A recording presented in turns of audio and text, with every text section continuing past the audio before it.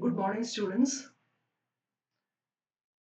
After the class on reality and representation, or rather, representation and reality, in this class we'll be dealing with the history or evolution of narrative techniques, starting from ancient narrative techniques.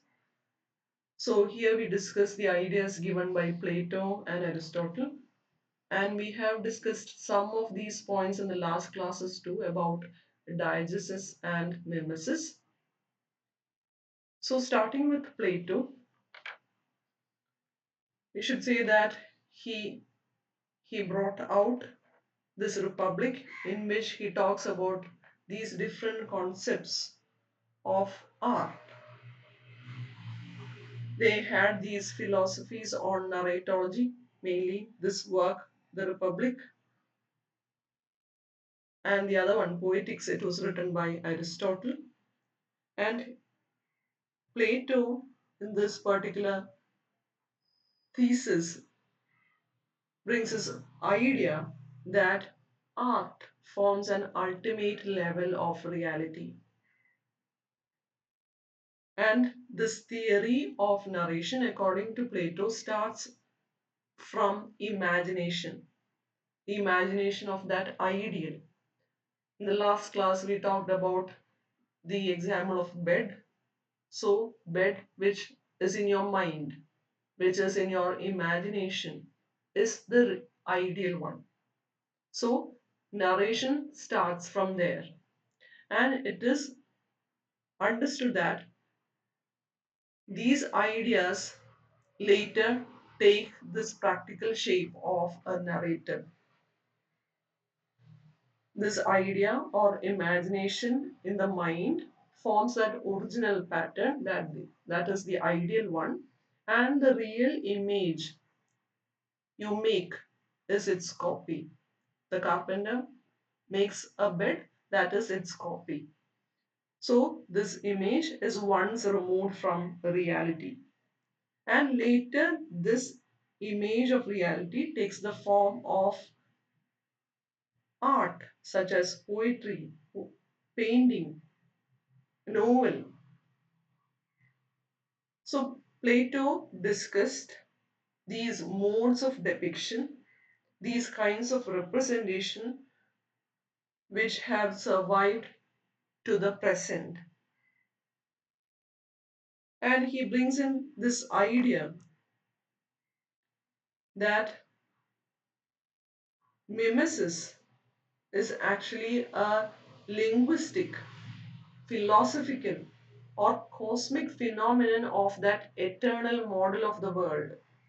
So, mimesis is actually that imitation of that eternal mode of the world, and we imitate that through language, thought, and material.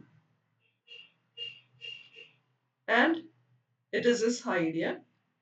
I know that you have studied this point in literary criticism, that art is twice removed from reality, which gives it the ultimate existence. So the ideal image is transformed into the material reality. So there is this ideal image of the bed which is made into material reality by a carpenter and then copied again into art by a poet. So art is therefore twice removed from reality. And he also believed that all these poetic representations should have a didactic or and instructive purpose. അതിനൊരു moral purpose ആണ്. Art എന്ന് പറഞ്ഞാൽ ഒരു moral പർപ്പസിന് വേണ്ടിയാണ്, ഒരു instructive മോഡായിരിക്കണം അത്. It is not mere pleasure giving one. It is not there for entertainment. It cannot be divorced from the morals. It certainly have a didactic aim. That is what Plato believed. So a poet should actually he should or he must contribute to the knowledge of virtue in order to frame character and most importantly promote the interest of the state. Character build ചെയ്യാനും അതുപോലെ തന്നെ സ്റ്റേറ്റിന്റെ താല്പര്യങ്ങൾക്ക് promote ചെയ്യാനും എന്നുള്ള രീതിയിലായിരിക്കണം art നിൽക്കേണ്ടത്. So it should provide that knowledge of virtue, and it is the duty or the responsibility of the poet to give that. So he has a higher responsibility in the society. And later came Aristotle. His critical treatise, Poetics, talked about the functions of a poet, and he said that poet should be an imitator, and he should imitate one of these three objects: things as they were or are, and things as they are said or thought to be, and things as they ought to be. Things as they were or are, things as they are said or thought to be, and things as they ought to be. So the poet should imitate one of these three objects, and he should certainly contribute towards this concept of ideal that is there in your imagination. And he believed that this pleasure of imitation or mimesis is inborn in every human. It is very natural for a human being to imitate, and imitation gives pleasure for every human beings. That is why these children start learning language, start speaking by imitating the elder ones. So it is something which is very natural in human beings. And later he talks about this concept of truth. He believed that art should reveal the truth which is of a permanent universal kind. It is He believed that the function of the poet is not to relate what happened. He must give out the truth, the ultimate truth, through his poetry. It should express the universal, while a historian can articulate the particular. ഹിസ്റ്ററിയിൽ particular ഫാക്ട്സിനെ കുറിച്ച് പറയുകയാണെങ്കിൽ art universal ആയിട്ടുള്ള ട്രൂത്തിനെ express ചെയ്യണം എന്നാണ് Aristotle പറഞ്ഞത്. So art is not mere reproduction of fact. ഫാക്ടുകൾ reproduce ചെയ്യുക എന്നുള്ളത് ആർട്ട് അല്ല ചെയ്യേണ്ടത്, അത് ഹിസ്റ്ററിയാണ് ചെയ്യുന്നത്. So imitation is not in the domain of facts but of truth. അപ്പോൾ ഇമിറ്റേഷൻ നടക്കേണ്ടത് ട്രൂത്തിന്റെ ഇമിറ്റേഷൻ ആണ് നടക്കേണ്ടത്, അല്ലാണ്ട് ഫാക്ടുകളല്ല അവിടെ ഇമിറ്റേഷൻ ചെയ്യേണ്ടത്, ഇമിറ്റേറ്റ് ചെയ്യേണ്ടത്. So he also said that this pleasure is endured for a longer time in poetry, and he adds the same point of Plato that his you should kind of give an aesthetic enjoyment through poetry. A poet can provide aesthetic enjoyment through his poetry to the reader, and but it should not be divorced from the moral ends, as similar idea given by Plato. അതിന് ഒരു aesthetic enjoyment കൊടുക്കാം, പക്ഷെ അതിന്റെ ആ ഒരു moral purpose മറന്നു പോകരുത്. So these were the ideas given by Aristotle and Plato regarding the function of a poet and poetry. And later Aristotle talks about character and plot. I know you have studied all these things in literary criticism. Character and action, these are the essential elements in a story. Character is revealed through action. So they are intertwined. Character is revealed through the action done in the plot. And these are the three key elements in the plot. ഏറ്റവും important ആയിട്ടുള്ള പ്ലോട്ടിൽ ഉണ്ടാവേണ്ടിയിരുന്ന മൂന്ന് കാര്യങ്ങൾ, മൂന്ന് എലമെന്റ്സിനെ കുറിച്ച് പറയുന്നത്. വൺ ഇസ് ഹമാഷ്യ. Hamartia is the sin. or tragic flow of a tragic hero. For example, if you know the story of Oedipus Rex, so Oedipus is the person who unknowingly marries his own mother, killing his father. So Hamartium is the tragic flow of a tragic hero. In the case of Oedipus, it is pride. So that is one of the key elements of the plot. അപ്പോൾ ആദ്യം ഒരു ഹീറോയ്ക്ക് ഉണ്ടാവുന്ന പ്രൈഡാണ്. ആ പ്രൈഡിൽ നിന്ന് വരുന്നതാണ് അയാൾക്ക് ഉണ്ടാവുന്ന tragedy.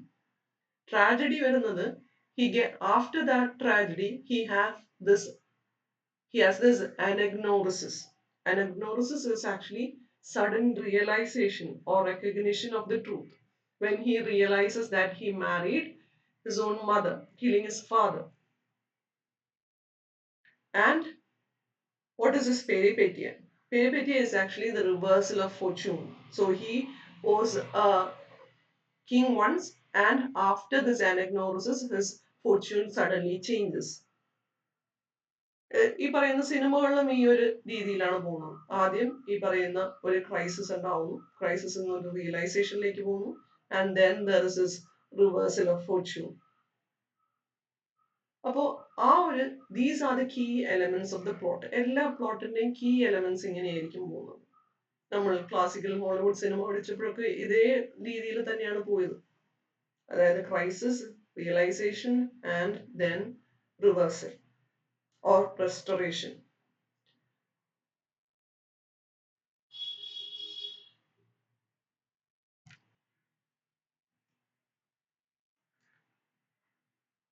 Then we have already discussed these points, the concept of mimesis and how it brings about catharsis. We have discussed all these points in the last class too. So mimesis actually gives out this complexities of human condition and help us to experience relief through what is known as catharsis. Catharsis is the aesthetic exploration of emotions, which takes place in the part of the audience. ഇത് ഈ പോയിന്റുകളെല്ലാം നമ്മൾ നേരത്തെ discuss ചെയ്തതാണ്. മിമസിസ് എന്ന് പറഞ്ഞാൽ നമ്മളുടെ ആ ഒരു റിയാലിറ്റിയെ ഇമിറ്റേറ്റ് ചെയ്യുക and all these human conditions are revealed before us and that actually help us to achieve this effect of catharsis. We have discussed diegesis also. It is the indirect representation of reality. Here the poet or the narrator will be silent and it will allow the reader or the spectator to fill in gaps created by the character. He can use his imagination, his own interpretation to understand what is happening. And later we have discussed this comparison between mimesis and diegesis. Here we take this character Iago from Shakespearean play Othello, and the character of Iago carries a direct explanation to himself when he declares to the audience that I am not what I am. I am not what I am, and thereby he reveals his character, his real character. So here it is mimesis because the audience can directly see through, they can feel the character. There is this direct representation. While there are elements of diegesis too present in Othello, and that is his tragic flow is not understood through action or not through all those direct presentation. The audience is made to infer, to interpret Othello's personality from all those actions happening, all those events happening, and from all those experiences that he encountered. So these indirect representation cause the presence of diegesis to be closely felt in the narrative. And we have already discussed that it is wrong to assume that narratives are either mimetic or diegetic. Most of the time, narratives are a combination of mimesis and diegesis. And now we come to the Middle Ages. We were talking about ancient narrative techniques. Now we move to the Middle Ages. So we have all those narrative developments which extended the common understanding of poet's voice. So This culture of the period was eclectic. During Middle Ages, the culture was eclectic because it was deriving ideas from various range of sources, and it was also influenced by classical works. There were constant rewriting of past works. Along with that, they tried to preserve certain narrative tradition. They tried to preserve certain classical works in midst of all those great invasions by Vandals, Goths, Norsemen. And there was this preservation happening through these narratives. We have Canterbury Tales written by Chaucer. As you know, it is a collection of stories which is articulated by the pilgrims who visit this tomb of Thomas A. Becket. You know the story.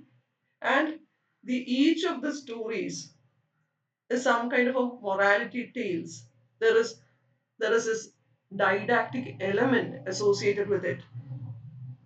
And also it painted all those immoral aspects prevalent in society, and it mocked, it ridiculed all those immoral aspects of the society. And then you have Boccaccio's Decameron, which is around a collection of around 100 tales narrated over 10 days by 7 women and 3 men.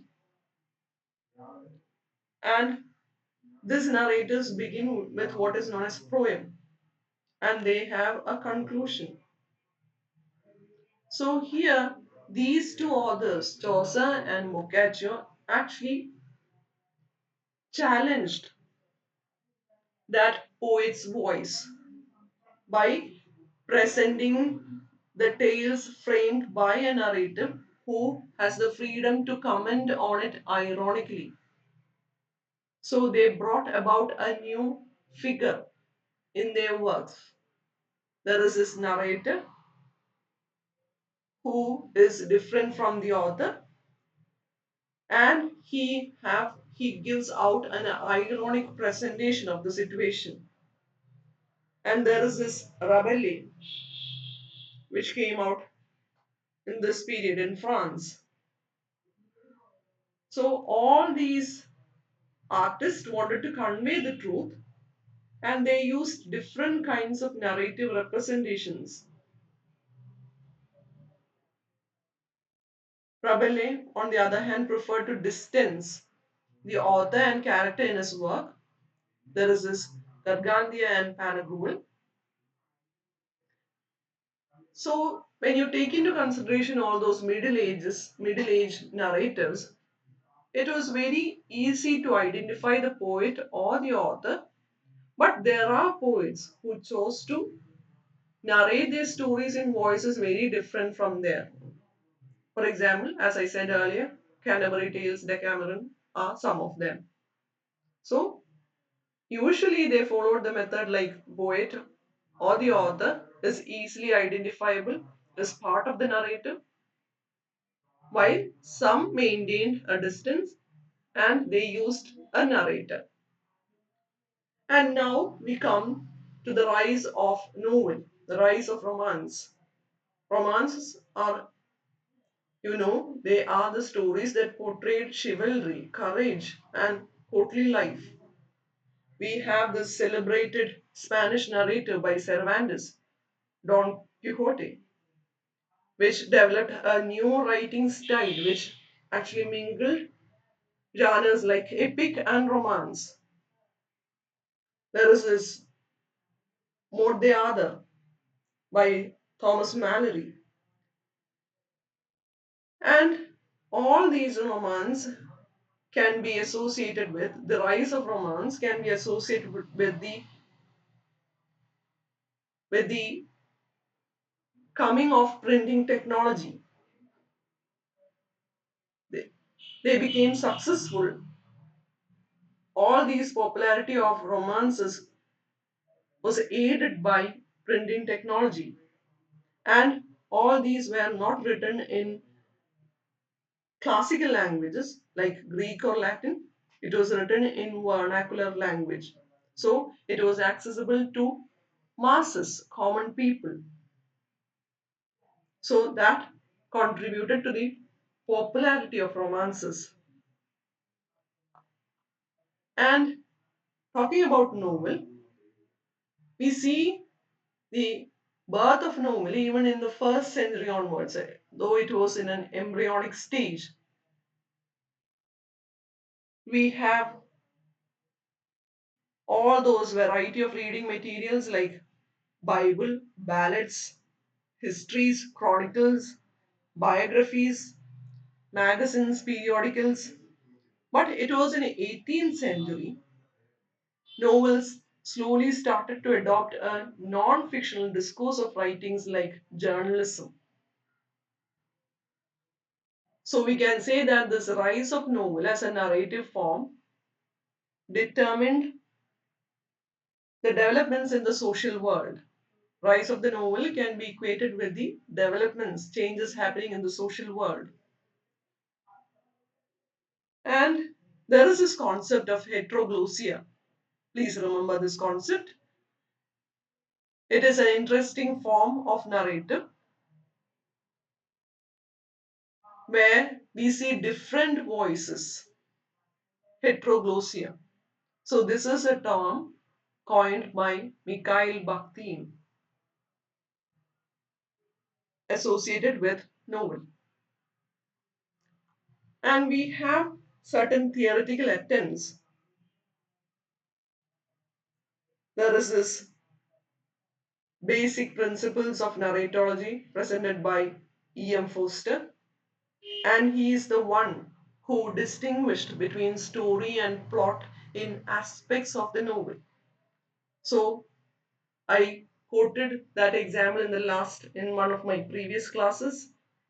He is the one who talked about this distinction between story and plot, and the one who gave this example. The king died and queen died. That is a story.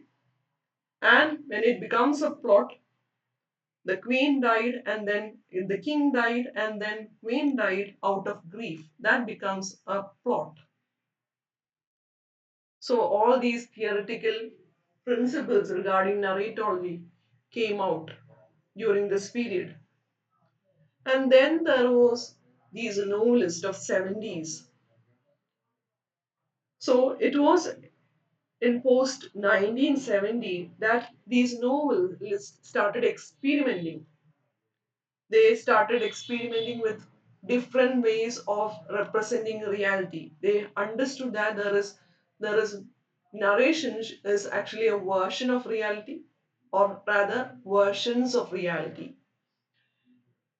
So we have these writers like Graham Swift, Martin Amis, who revealed a world of characters in one hand. So they describe the action and characters in one hand, and on the other hand, they proved that novel is fiction.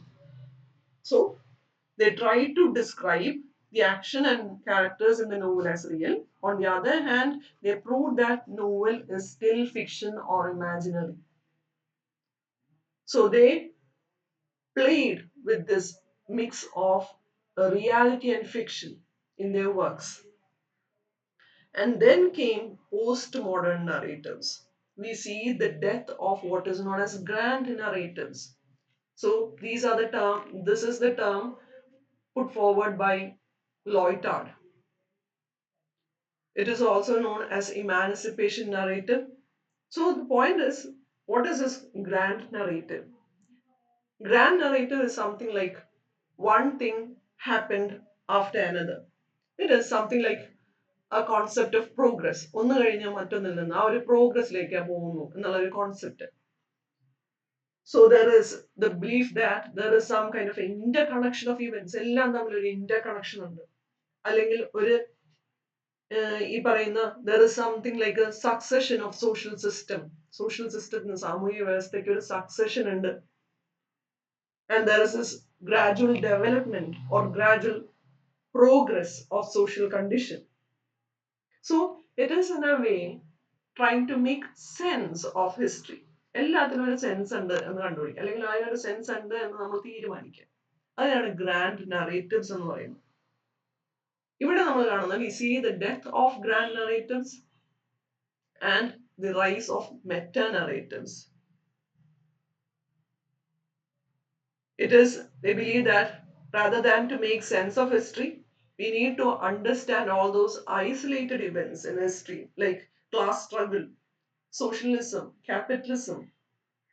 They believe that grand narratives are oppressive, old fashioned. അവിടെ നിന്നാണ് post modern narratives തുടങ്ങുന്നത്.